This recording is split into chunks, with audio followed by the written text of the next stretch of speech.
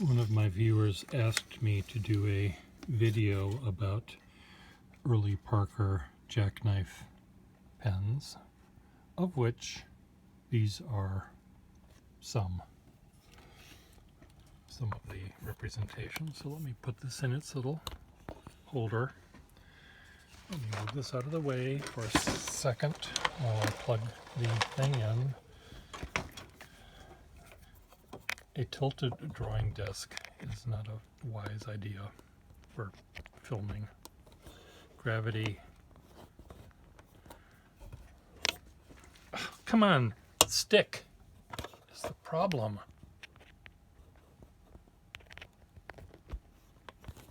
Why aren't you sticking? There, now you're sticking. Okay, so where's a tray that I can put these on? Right here.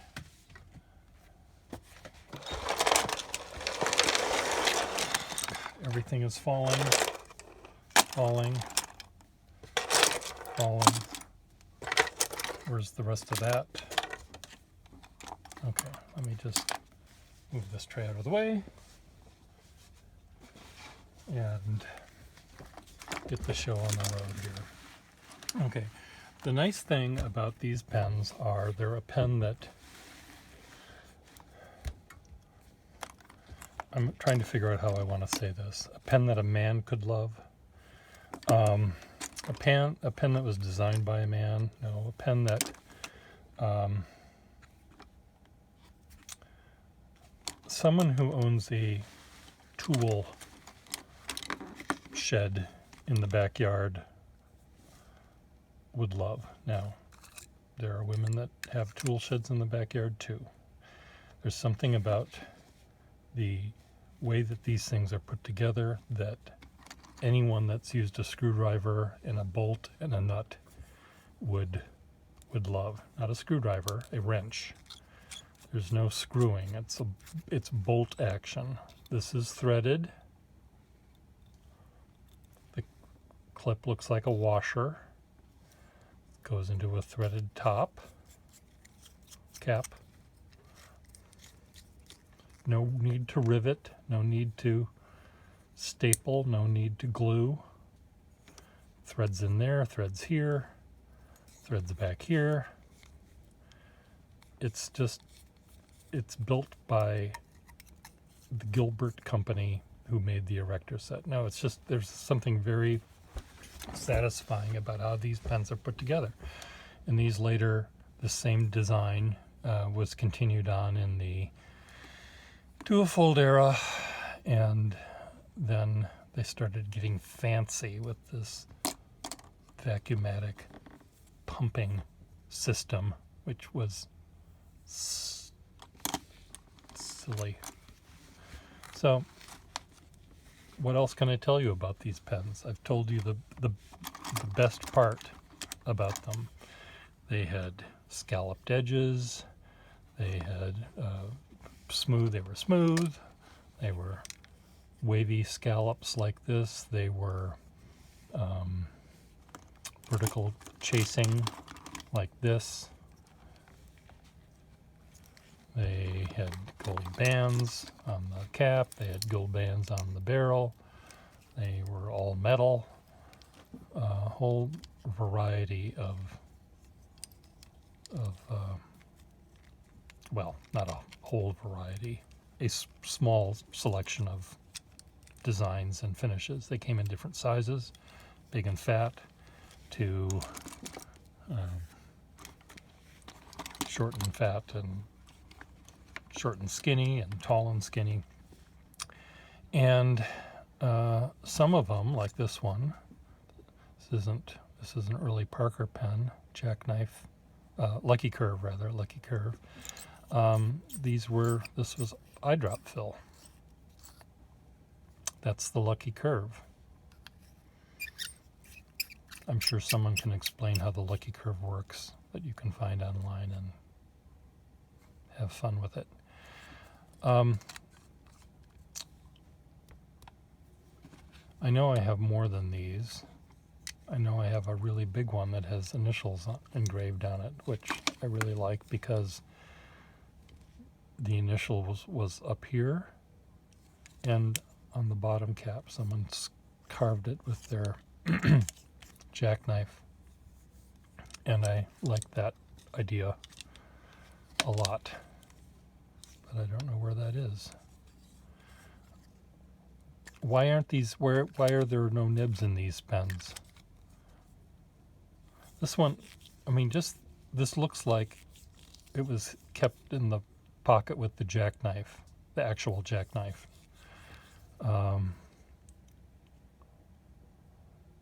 See, this is the Jackknife Safety fountain pen made by Parker. I love that little bruise there. Now, why would that be there? There are two of them. Why are they there? Sherlock Holmes would figure that out. They're not quite opposite each other. Why is that? Why are they there? I don't know. Let's try some of the nibs out. Let's get on to the good stuff now. I haven't looked at these pens for years, and some of them don't have nibs, and I just put them in my keeper drawer because I liked something about them. No, I don't want that piece of paper. I want this piece of paper. What ink will I use? Where's my ink? Blue, dirty water. My life is just a disaster. There's some ink. Mont Blanc ink. Okay, we're just going to be dipping. Parker Jackknife nibs. Parker nibs of this era, Lucky Curve nibs, were all over the map. And they could be flexible, they could be firm, they could be fine, they could be broad. That's pretty sweet.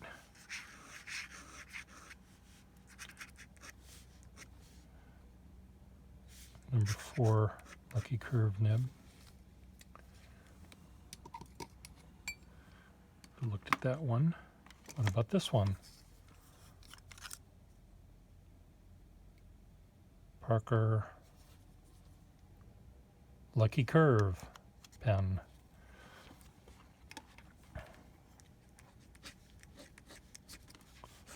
Come on. Again, flexible. I'm trying to figure out if it's been so long since I've used these pens that I sort of am forgetting. Well, I have forgotten. Okay, this goes with, where did the other one go? The other part of that go? I'll find it later. Okay, these I've played with. This is a Parker DQ Lucky Curve. DQ stood for dual fold quality, I think. Someone can explain that. They didn't have dual folds then. Why was it? This says Parker DQ Lucky Curve fountain pen. It doesn't, so DQ doesn't mean that, I guess. These most of them fill with this little button thing in the back. This one is missing its button thing in the back. Sorry. Feels like a dual fold.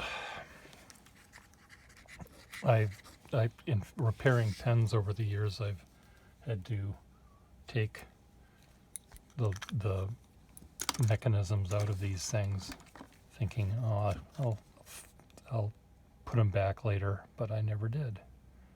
So I may not have enough. Parker Lucky Curve. Boy, I've got a lot of Lucky Curves. I was thinking I was going to see a lot of dual fold nibs in here, but these are all correct.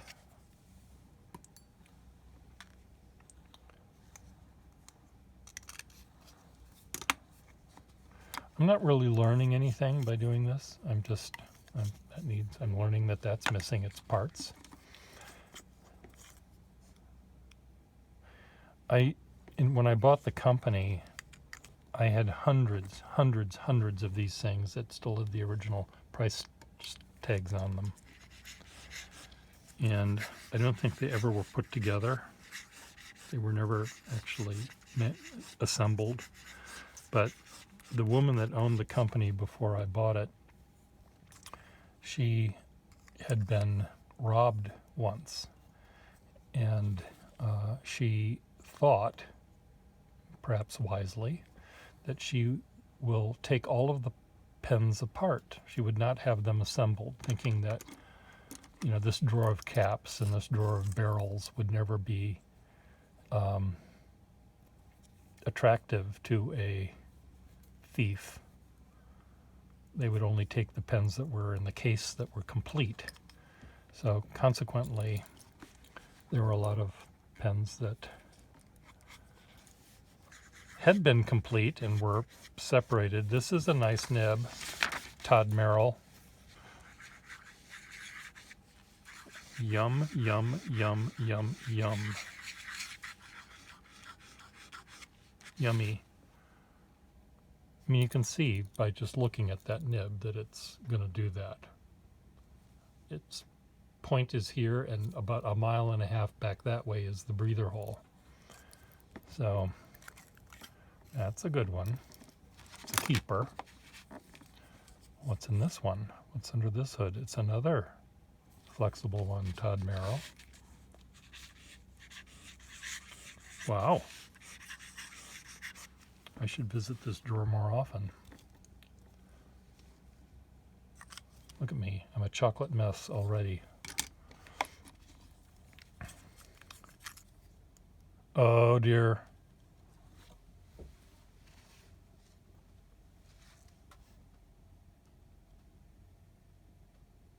Look at that. Let's see how this one writes. Very fine.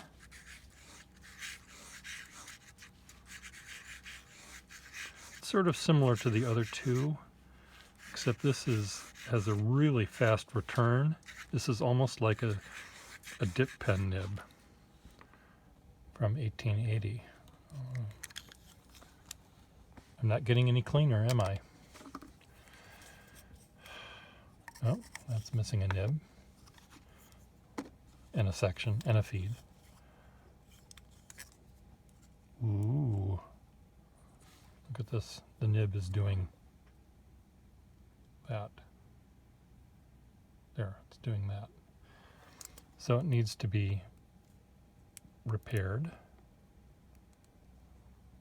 But I'm just tweaking it a little bit so I can show you how it writes. I just shoved the nib this way to make both of the tines meet, which will work for this demonstration. Well, it's not working for this demonstration. What's wrong with you? Come on.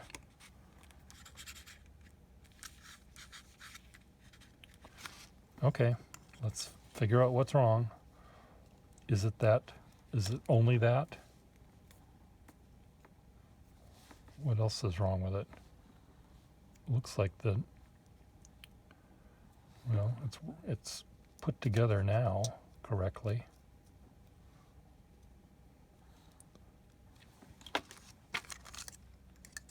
No.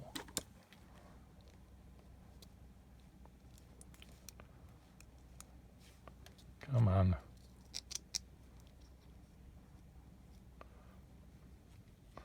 The reason I can't pull the feed out is because of that lucky curve thing. Sometimes you see a cut on the bottom of these things, which was made by the repairman who broke off the lucky curve thing, so you can pull them out.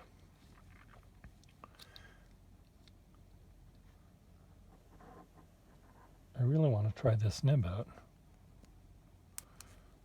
It's just, it needs to go in further, so it probably belongs in a different pen. So I'm just going to take it out. See if I can find a pen that it can fit in so I can show you how nice I think it will write. These all need parts. Ooh, another one. Todd Merrill is the one that asked for this video, so that's why I'm saying his name in vain here. Really snappy nib here too.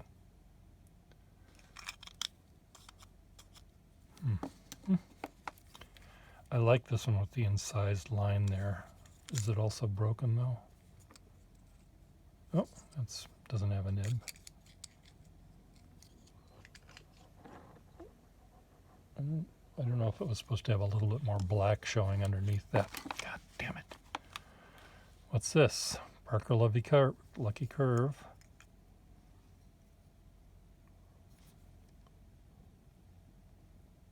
This one is a broader flexible nib.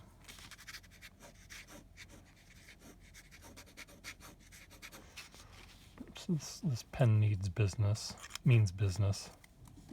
Okay, move that nib over there. I really want to try that nib. This is very snappy. I could probably just use my puddle here.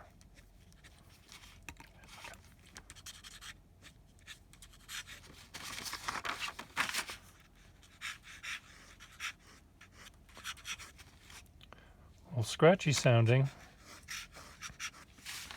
Very snappy though.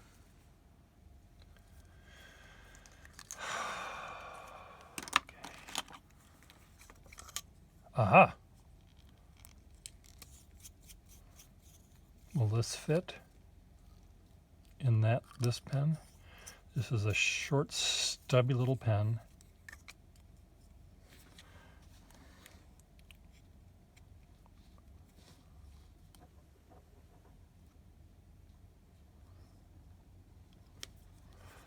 Doesn't want to fit in here either, but maybe it'll.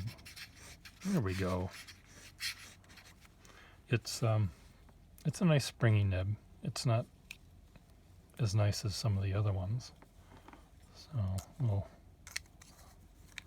fit it. Okay, this goes with this. This is smaller than a Lady Duofold pen. I really think it's cute. This Heg. Gaw was that Schaefer. This one says Parker Duofold pen. Does this say Duofold? Yes, Lady Duofold. It says Lady Duofold right there on it.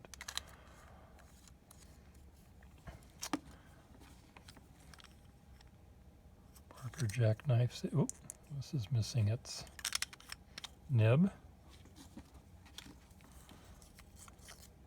Ooh.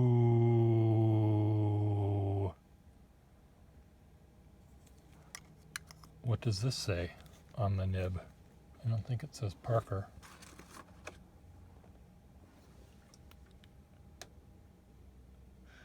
It says Weidlich. Why does it say Weidlich? Oh, sweet.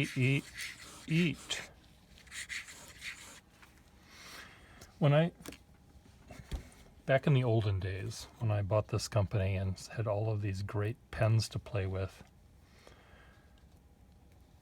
if I found a nib that I really, really liked and didn't have a pen to go in it that belonged to the Weidlich company, that did not deter me from cramming it into a Parker.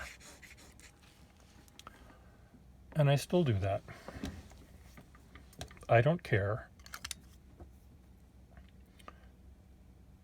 That is a sweet nib. I don't know if I have a Weidlich to fit that yet. And it's really tight, so I don't want to damage it. What I'm going to do with this pen, though, I'm going to set it right here to remind me to see if I can do something else with it. This is the one with the two little dimples. Aha! Look at that. Yeah. Let's see if this fits this pen nib. It might do. It just might do. And I kind of like this combination with the tarnished clip and the dimples and the sort of very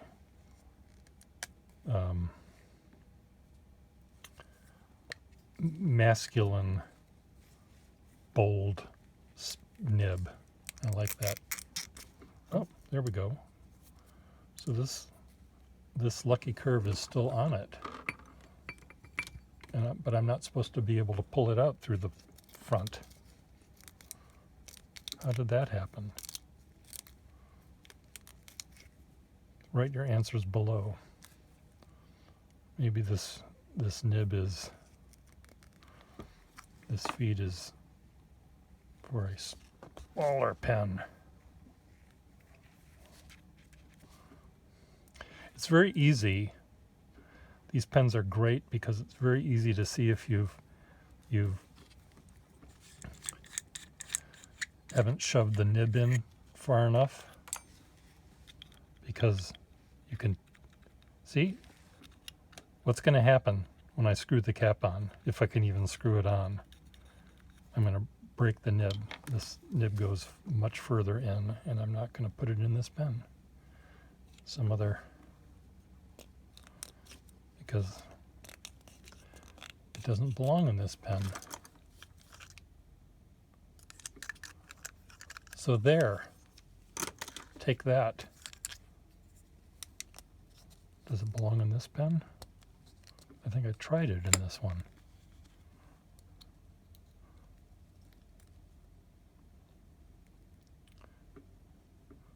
Is this the one that was skipping?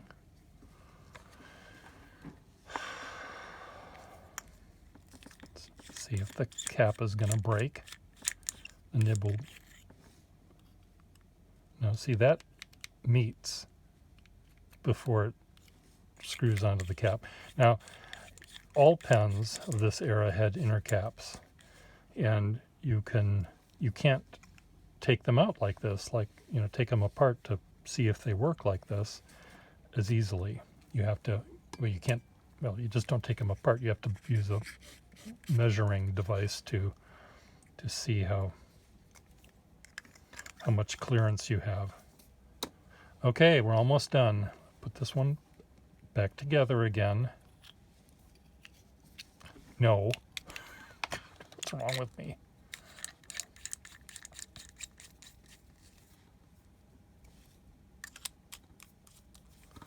Two more left. This one is interesting. It has this sort of satin finish due to something. I don't know what caused it to look like that, but it does. It has a very weird feel. It's like it's pitted with little tiny pits. Lastly is this one. I think I looked at this one already. I didn't look at this one already because it's not wet. Parker Lucky Curve pen.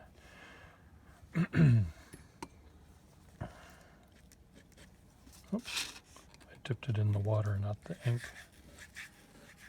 I like this nib. My mind is going way back to decades ago when I used these pens a lot. I was sort of in a jackknife mood, and some of the pens feel in a certain way, and I'm reminded very clearly of the experience of writing with them. So there's some really nice nibs. This Weidlich one is a really sweetheart, though.